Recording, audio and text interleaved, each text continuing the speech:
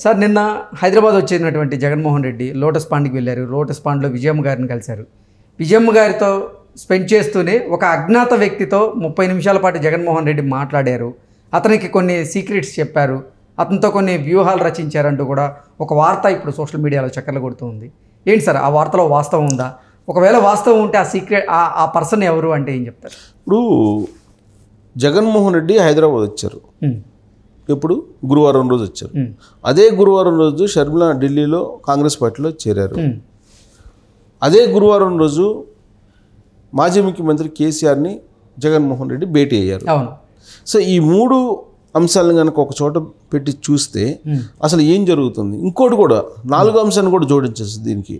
అదే గురువారం రోజు chief secretary, DGP, intelligence chief తోటి కలిసి రేవంత్ రెడ్డి ఢిల్లీ వెళ్ళి అమిత్ షాని కలిశాడు.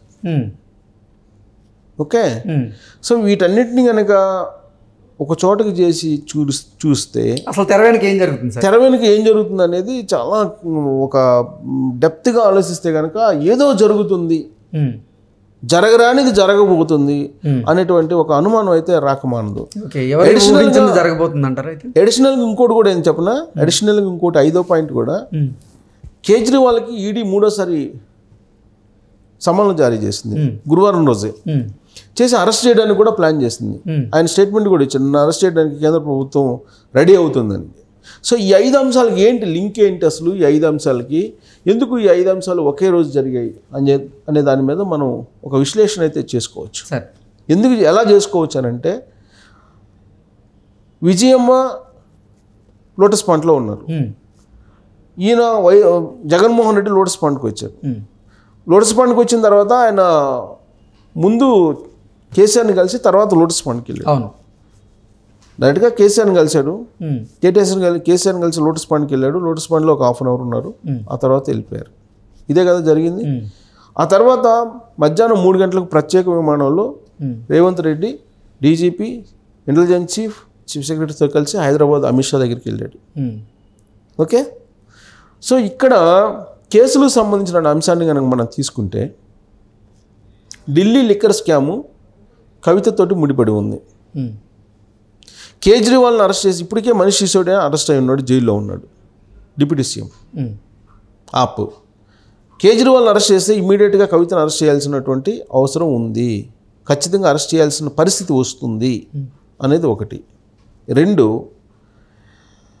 కేసీఆర్ జగన్మోహన్ రెడ్డి కలిశారని అంటే ఖచ్చితంగా ఆ ఢిల్లీ లిక్కర్ స్కామ్కు సంబంధించినటువంటి అంశం గురించి ప్రస్తావించుకొని ఉంటారు అనేది ఒకటి అనిపిస్తుంది. ఎందుకనంటే ఫస్ట్ సిబిఐ ఈడీ నోటీసులు ఇచ్చినప్పుడు కవిత ఢిల్లీ వెళ్ళారు ఈడీ విచారణ ఎదుర్కోవడానికి. ఈడీ విచారణ ఎదుర్కోవడానికి ఢిల్లీ వెళ్ళడానికి ముందు ఆయన ఈడీ నోటీసులు ఇచ్చినప్పుడు ఫస్ట్ 2 times వెళ్ళలేదు. ఆ తర్వాత కేసీఆర్ నీకేం కాదు పో, నేను చూసుకుంటానని చెప్తే అప్పుడు ధైర్యంగా ఆవిడ అక్కడికి వెళ్ళారు. ఆడికి వెళ్ళిన తర్వాత 3 days విచారణ జరిగింది. 3 days విచారణ జరిగిన సందర్భంగా ఈరోజు అరెస్ట్ చేస్తారని చెప్పి వెయిట్ చేశారు అందరూ.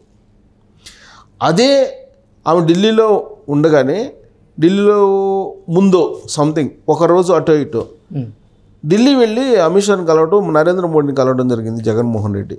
ఆ తర్వాత ఈడీ విచారణ నుంచి తప్పించుకొని బయటకు వచ్చింది కవిత అనేది అప్పట్లో వినిపించినటువంటి టాక్. అంటే ఈ ఢిల్లీ లిక్కర్ స్కామ్ అనేది ఆంధ్రప్రదేశ్లో ఉండేటువంటి ఎంపీ మాగుంట శ్రీనివాసరెడ్డి వాళ్ళ కుమారుడు రాఘవరెడ్డికి, అలాగే హెట్రోడ్రగ్స్ సంబంధించి శరత్ చంద్రారెడ్డికి, విజయసాయిరెడ్డికి సంబంధించిన బంధువులకి, కవితకి, వీళ్ళందరికీ లింక్ అప్ అయి ఉంది ఆ కేసు. కవిత సౌత్ హెడ్గా ఉన్నారు దానికి, ఆ మొత్తం డీల్కి సౌత్ హెడ్గా ఆమె వ్యవహరించారనేది సిబిఐ ఈడీ చెప్తోంది. ఓకే, ఈ కేసు చాలా వేగంగా ముందుకు వెళ్తున్నటువంటి క్రమంలో కేజ్రీవాల్ని అరెస్ట్ చేసే పరిస్థితి ఉంది అనే టాక్ న్యూస్ వచ్చిన రోజే కేసీఆర్ని కలవడం జరిగింది జగన్మోహన్ రెడ్డి. 20 రోజుల క్రితం జారిపడ్డాడు కేసీఆర్. 20 రోజుల నుంచి ఆయనకి రావడానికి తీరలేదా జగన్మోహన్ రెడ్డికి? 20 రోజుల తర్వాత వచ్చి పరామర్శిస్తారా జగన్మోహన్ రెడ్డి? కేవలం పరామర్శించడానికి 20 రోజుల తర్వాత వచ్చారు ఆయన. అంటే ఖచ్చితంగా వాళ్ళిద్దరి మధ్య రాజకీయపరమైనటువంటి అంశాలు ప్రస్తావించుకోవడానికి మాత్రమే వచ్చారనే దానికి ఆస్కారం ఉందని చెప్పి మనం చెప్పచ్చు.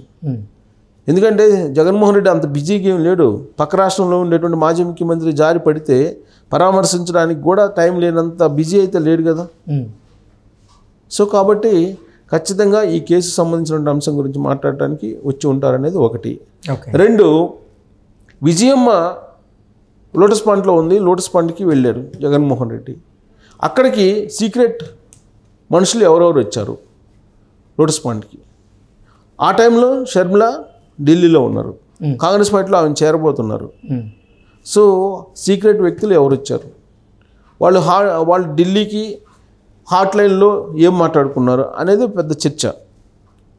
సీక్రెట్గా ఉండేవాళ్ళు ఎవరు, మొదటి నుంచి కూడా వైఎస్ ఫ్యామిలీకి అనుసంధానం చేస్తున్నటువంటి వాళ్ళు ఎవరెవరు ఉన్నారు, ముగ్గురు వ్యక్తులు ఉన్నారు. వాళ్ళలో వైవి సుబ్బారెడ్డి, సజ్జల రామకృష్ణారెడ్డి, ఆళ్ళ రామకృష్ణారెడ్డి. ఈ ముగ్గురు తప్ప మధ్యలో ఎవరు అనుసంధానంగా వ్యవహరించడానికి ధైర్యం చేయలేరు. ఒకవేళ ప్రయత్నం చేసినా కానీ వాళ్ళు బూమ్రంగ్ అయ్యేటువంటి అవకాశం ఉందని చెప్పి దూరంగా ఉండేటువంటి వాళ్ళు. సో ఈ ముగ్గురులో కూడా ఫస్ట్ అటెంప్ట్లోనే సజ్జల రామకృష్ణారెడ్డి స్కిప్ అయిపోయాడు. అదే వాళ్ళ ఫ్యామిలీ కూడా మాకు సంబంధం లేదు, వాళ్ళ ఫ్యామిలీ ఇష్యూస్ అవన్నీ అని చెప్పి ఫస్ట్లోనే తప్పుకున్నాడు సజ్జల రామకృష్ణారెడ్డి. మిగిలిన ఇద్దరు ఎవరు, వైవి సుబ్బారెడ్డి, ఆళ్ళ రామకృష్ణారెడ్డి. ఆళ్ళ రామకృష్ణారెడ్డి ఈ మధ్యకాలంలోనే రిజైన్ చేశారు వైఎస్ఆర్ కాంగ్రెస్ పార్టీకి. రిజైన్ చేసేసి కాంగ్రెస్ పార్టీ తరఫున ఆయన కాంగ్రెస్లో చేరాలని చెప్పి నిర్ణయం తీసుకొని షర్మిలతోటి నడిచారు. షర్మిల గన్నవరం వెళ్ళిన సందర్భంగా రిసీవ్ చేసుకోవడానికి వచ్చినటువంటి వాళ్ళల్లో ఆళ్ళ రామకృష్ణారెడ్డి ప్రధానంగా కనిపిస్తూ ఉన్నారు. సో ఆళ్ళ రామకృష్ణారెడ్డి వచ్చాడా అని అంటే లేడు. మరి ఎవరున్నట్టు ఇక మిగిలింది ఒక్కళ్ళే. సో ఆయన అనుసంధానం చేసేటువంటి ప్రయత్నం చేశారా, ఆయనతోటి ఏం మాట్లాడారు. ఆల్రెడీ షర్మిల ఒక నిర్ణయం తీసుకొని ఢిల్లీ వెళ్ళి కాంగ్రెస్ పార్టీలో చేరుతున్నటువంటి క్రమంలో ఆయన ద్వారా ఎలాంటి సందేశాన్ని ఫోన్ ద్వారా హాట్ లైన్ ద్వారా పంపించారు.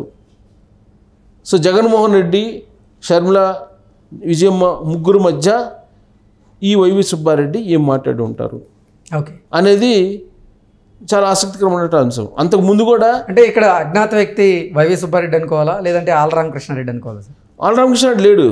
ఆళ్ళ రామకృష్ణారెడ్డి గన్నవరం తోటి మిస్ అయిపోయారు. సజ్జల రామకృష్ణారెడ్డి తొలి విడతలోనే మిస్ అయిపోయాడు. అంటే ఆళ్ళ రామకృష్ణారెడ్డి గన్నవరం దగ్గర మిస్ అయ్యారు, ఆ తర్వాత ఇంకా అసలు కనపడలేదు. ఆయన కూడా వచ్చి ఉండొచ్చు అని కొన్ని వార్తలు, మీరు అన్నట్లుగా వైవి సుబ్బారెడ్డి గారే చక్రం తిప్పుతున్నారు తెర వెనుకుండి అని కొన్ని వార్తలు. సో ఆళ్ళ రామకృష్ణారెడ్డి ఆల్రెడీ జగన్మోహన్ రెడ్డి వాళ్ళకు నాకు నచ్చలేదు, ఆయన పరిపాలన నచ్చలేదు అని చెప్పి రిజైన్ చేశారు కదా. రిజైన్ చేసిన సందర్భంలో ఆళ్ళ రామకృష్ణారెడ్డి అటు జగన్మోహన్ రెడ్డికి ఇటు షర్మిలకి అనుసంధానకర్తగా వ్యవహరించేటువంటి పరిస్థితి ఉండదు. పైగా కుటుంబ సభ్యుడు కాదు ఆయన. అంటే అసలు ఆళ్ళ రామకృష్ణారెడ్డికి జగన్మోహన్ రెడ్డికి ఉన్న గొడవలంతా డ్రామా. అసలు ఇదంతా నిజంగా షర్మిల గారికి జగన్మోహన్ రెడ్డికి ఉన్నది కూడా డ్రామానే. ఇదంతా అసలు తెర వెనక కొన్ని వ్యూహాలు రచిస్తూనే ఇటువంటి డ్రామాకి తెరలేపుతున్నారంటూ కూడా కొన్ని వార్తలు వస్తాయి. రచించడానికి ఆ వ్యూహాలను అమలు చేయడానికి ఒక సీక్రెట్ ఏజెంట్ అయితే కావాలి కదా. ఆ సీక్రెట్ ఏజెంట్ ఎవరు? మిగిలింది వైవి సుబ్బారెడ్డి, కుటుంబ సభ్యుడు ఆయన. ఆయనకి ఆల్రెడీ చిన్నాన్న అవుతారు. ఎందుకంటే రాజశేఖర రెడ్డి షెడ్డుగుడే కదా, వైవి సుబ్బారెడ్డి బాబాయ్ అవుతారు. కాబట్టి ఇద్దరికి ఫ్యామిలీ మెంబర్ ఎవరు? వైవి సుబ్బారెడ్డి. సో వైవి సుబ్బారెడ్డి అనుసంధానం చేయాలి. మరి ఆయన ఏం అనుసంధానం చేసి ఉంటారు, ఆ సీక్రెట్స్ ఏం మాట్లాడి ఉంటారు, అసలు కేసీఆర్ని కలిసిన తర్వాత ఈ సీక్రెట్స్ ఏముంటాయి, ఎందుకు మాట్లాడారు, ఆస్తులకు సంబంధించి హైదరాబాద్లో ఉన్నటువంటి ఆస్తులకు సంబంధించి మాట్లాడారా, లేదంటే ఢిల్లీ లిక్కర్ స్కామ్ గురించి మాట్లాడారా, లేదంటే రాబోయేటువంటి ఎన్నికల్లో ఇక్కడ తెలంగాణలో ఓడిపోయినట్టు ఆంధ్రప్రదేశ్లో ఓడిపోతామనే భయంతో అక్కడ ఏమైనా ఎలాంటి మార్పులు చేయాలనే దాని మీద సలహాలు ఏమైనా తీసుకున్నారా కేసీఆర్ తోటి. ఇవన్నీ కూడా ఒకటి రాజకీయపరం కోణం, రెండు కేసుల కోణం, మూడు ఆస్తుల కోణం. ఇంతకుమించి ఏముంటాయి? మూడే ఉంటాయి. ఈ మూడింటికి సంబంధించి ఆల్రెడీ వైవి సుబ్బారెడ్డి గత కొంతకాలంగా ఆస్తులకు సంబంధించిన వ్యవహారంలో ఫ్యామిలీతో మాట్లాడుతున్నారు. చాలా సందర్భాల్లో సయ్యద్ గురించేందుకు ఆయన మాట్లాడుతున్నారు, ఆయన రాయబారం నడుపుతున్నారు అనేది అందరికీ తెలిసినటువంటి విషయమే. నేను విజయంతో మాట్లాడటానికి వెళ్ళాను, నేను బంధువుని, నేను కుటుంబ సభ్యుడిని, నేను వెళ్ళి మాట్లాడటం తప్పే ఉంది, నేను వెళ్ళలేదని ఆయన అంటున్నాడు. సో ఆయన అదే మేము కూడా వైఎస్ఆర్ కాంగ్రెస్ పార్టీ మెంబర్గా వెళ్ళారని మేము చెప్పట్లేదు, కుటుంబ సభ్యుని కానీ ఆయన ఏదో అనుసంధానం చేస్తున్నారు, ఆయన రాయబారం నడుపుతున్నారు అనేది చర్చ నడుస్తుంది. సో ఆ సీక్రెట్ ఏజెంట్ ఎవరైనా అంటే అంతకు మించి ఆప్షన్ లేదు. Okay sir, thank you.